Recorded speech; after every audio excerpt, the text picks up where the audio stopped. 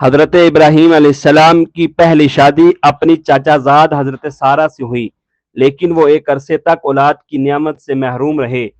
ایک دن حضرت سارہ نے ان سے فرمایا کہ آپ ہاجرہ سے نکاح کر لیں، شاید اللہ تعالیٰ ان کے بطن سے آپ کو اولاد عطا فرما دے۔ دراصل یہ سب کچھ من جانب اللہ ہی تھا، چنانچہ آپ نے حضرت ہاجرہ کو اپنی زوجیت میں لے لیا، اور پھر شادی کے 1 سال بعد ہی انہوں نے حضرت اسماعیل علیہ السلام کو جنم دیا۔ اس وقت حضرت ابراہیم علیہ السلام کی عمر مبارک 86 سال تھی۔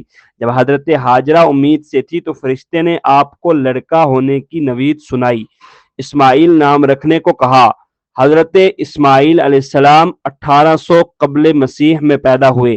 جب حضرت ابراہیم علیہ السلام دعاؤں، آرزوں اور تمناؤں کے بعد پیرانہ سالی میں پہلے فرزند کی پیدائش پر خوشیوں کا بھرپور اظہار بھی نہ کر پائے تھے کہ انہیں ایک اور آزمائش سے گزرنا پڑا۔ وہ حکم الہی نومولود لخت جگر اور فرمانبردار بیوی کو ملک شام سے ہزاروں میل دور ایک ایسی وادی میں چھوڑ آئے جہاں میلوں تک پانی نہ تھا، نہ چرند پرند، اور نہ آدم تھا اور نہ آدم ذات۔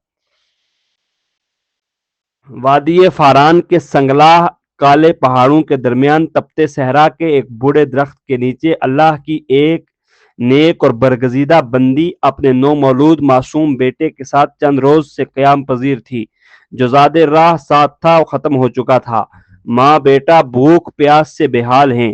ماں کو اپنی تو فکر نہیں، لیکن بھوکے پیاسے بچے کی بے چینی پر ممتا کی تڑپ فطری امر ہے۔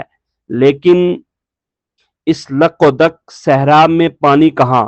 جو لخت جگر کی شدت پیاس میں اضافہ ہو رہا تھا، ممتا کی ماری ماں کی بے قراری ہی بڑھتی جا رہی تھی۔ اسی حالت اضطراب میں قریب واقع پہاڑی صفا پر چڑھی کہ شاید کسی انسان یا پانی کا کوئی نشان مل جائے، لیکن بے سود تڑپتے دل کے ساتھ بھاگتے ہوئے ذرا دور دوسری پہاڑی مروا پر چڑھی، لیکن بے فائدہ۔ اس طرح دونوں پہاڑوں کے درمیان پانی کی تلاش میں 7 چکر مکمل کر لیے۔ ادھر اللہ جل شان نے حضرت جبرائیل امین کے ذریعے شیرخوار اسماعیل کے قدموں تلے دنیا کے سب سے متبرک اور پاکیزہ پانی کا چشمہ جاری کر کے رہتی دنیا تک کے لیے پیغام دے دیا کہ اللہ تو پر توکل کرنے والے صابر و شاکر بندوں کو ایسے ہی بیشبا قیمتی انعامات سے نوازا جاتا ہے۔ حضرت عبداللہ بن عباس رضی اللہ تعالیٰ عنہ سے روایت ہے کہ نبی کریم صلی اللہ علیہ وسلم نے فرمایا کہ اللہ پاک حضرت اسماعیل علیہ السلام کی والدہ پر رحمت فرمائے، اگر وہ پانی سے چلو نہ بھرتی اور اس سے رکنے کا نہ کہتی تو وہ ایک بہتا ہوا چشمہ ہوتا۔ آب زمزم غذا بھی ہے اور شفا بھی، دوا بھی ہے اور دعا بھی۔ اللہ تعالیٰ نے نہ صرف ماں بیٹے کے لیے بہترین غذا کا بندوبست کیا بلکہ تا قیامت مسلمانوں کے فیضیاب ہونے کا وسیلہ بنا دیا۔ حضرت ہاجرہ اپنے صاحبزادے کے ساتھ وہیں رہ رہی تھی کہ ایک روز عرب کے قبیلے بنو جرہم کے کچھ لوگ پانی کی تلاش میں وہاں پہنچے اور حضرت ہاجرہ کی اجازت سے وہاں رہائش اختیار کر لی۔ پھر دوسرے قبائل بھی وہاں آ کر آباد ہوئے اور یوں دیکھتے ہی دیکھتے وہ سنسان صحرا دنیا کے سب سے مقدس، متبرک اور عظیم شہر مکہ مکرمہ میں تبدیل ہو گیا۔ حضرت ہاجرہ نے بیٹے کی پرورش اور تعلیم و تربیت پر خصوصی توجہ دی۔ 13 سال کا طویل عرصہ جیسے پلک جھپکتے گزر گیا۔ حضرت اسماعیل علیہ السلام مکے کی مقدس فضاؤں میں آب زمزم پی کر اور صبر و شکر کی پے کر عظیم ماں کی آغوش تربیت میں پروان چڑھتے ہوئے بہترین صلاحیتوں کے مالک خوبصورت نوجوان کا روپ دھار چکے تھے۔ اور ایک دن حضرت ابراہیم علیہ السلام تشریف لائے اور فرمایا کہ اے بیٹا، میں خواب میں دیکھتا ہوں کہ گویا کہ تمہیں ذبح کر رہا ہوں، تو تم سوچو تمہارا کیا خیال ہے؟ فرمانبردار بیٹے نے سر تسلیم خم کرتے ہوئے فرمایا، ابا جان، آپ کو جو حکم ہوا ہے وہی کیجئے، اللہ تعالیٰ نے چاہا تو آپ مجھے صابرین میں پائیں گے۔ حضرت اسماعیل علیہ السلام کا یہ سعادت مندانہ جواب دنیا بھر کے بیٹوں کے لیے آداب فرزندی کی ایک شاندار مثال ہے۔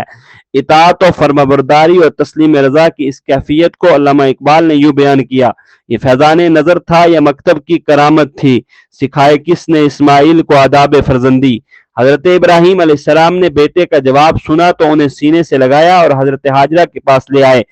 فرمایا کہ ہاجرہ، آج ہمارے نور نظر کو اپنے ہاتھوں سے تیار کر دیجئے۔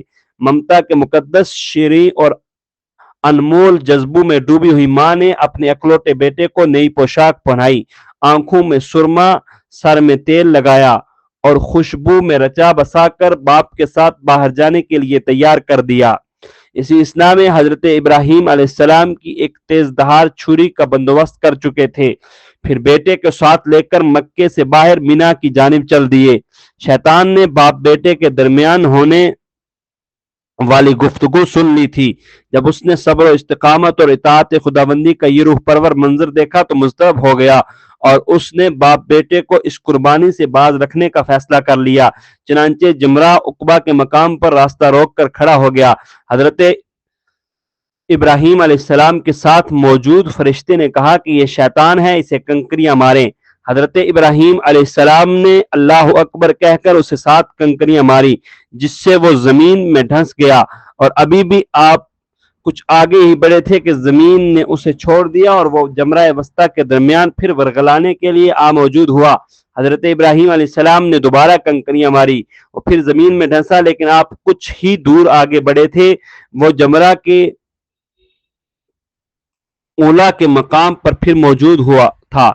हजरत इब्राहिम अलैहिस्सलाम ने तीसरी बार अल्लाह अकबर कहकर कंकरियां मारी तो वह जमीन में धंस गया। अल्लाह तबारक व तआला ने इब्राहिम को खलीलुल्लाह का शैतान को कंकरियां मारने का अमल इस कदर पसंद आया कि इसे रहती दुनिया तक के लिए हज के वाजिबात में शामिल फरमा दिया। शैतान अपनी नाकामी पर बड़ा परेशान था। तीनों मर्तबा की कंकरियों ने उसके जिस्म के जख्मों को चूर कर दिया था।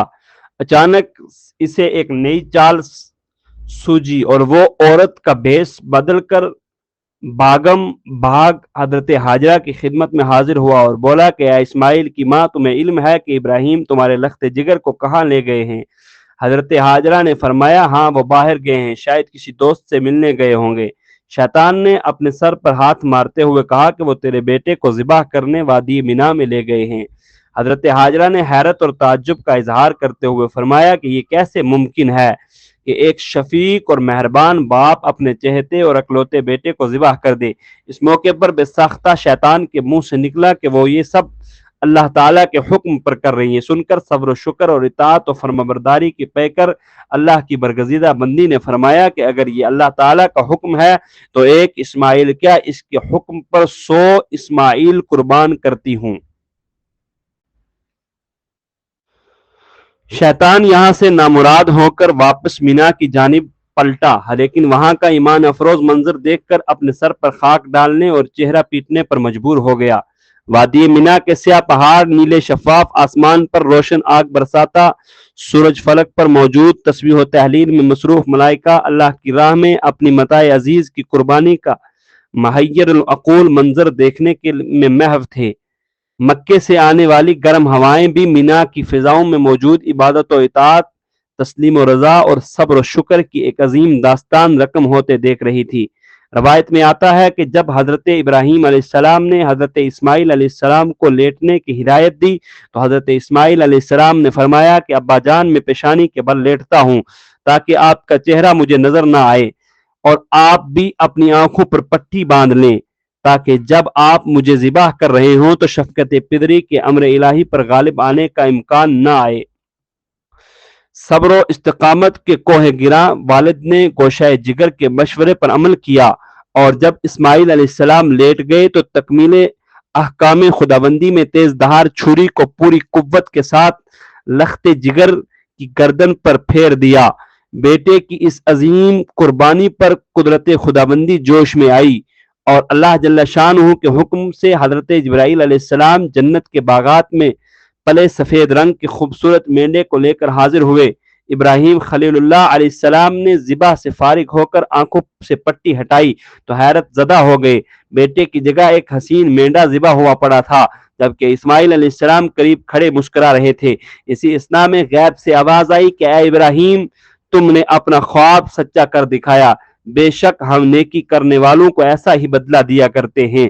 हजरत इब्राहिम और हजरत इस्माइल अलैहिस्सलाम के इस बेमिसाल जज्बा इसार, इताअत और फरमाबरदारी, जुर्रत और इस्तिकामत, तस्लीम और रजा, सब्र और शुक्र पर मोहर तस्दीक सबत करते हुए अल्लाह ताला ने कुरान पाक में फरमाया कि और ہم نے اسماعیل کی عظیم قربانی پر ان کا فدیہ دے دیا۔ اللہ رب العزت کو اپنے دونوں برگزیدہ جلیل القدر بندوں کی یہ ادا اس قدر پسند آئی کہ اسے اطاعت، عبادت اور قربت الہی کا ذریعہ قرار دیتے ہوئے قیامت تک کے لیے جاری فرما دیا۔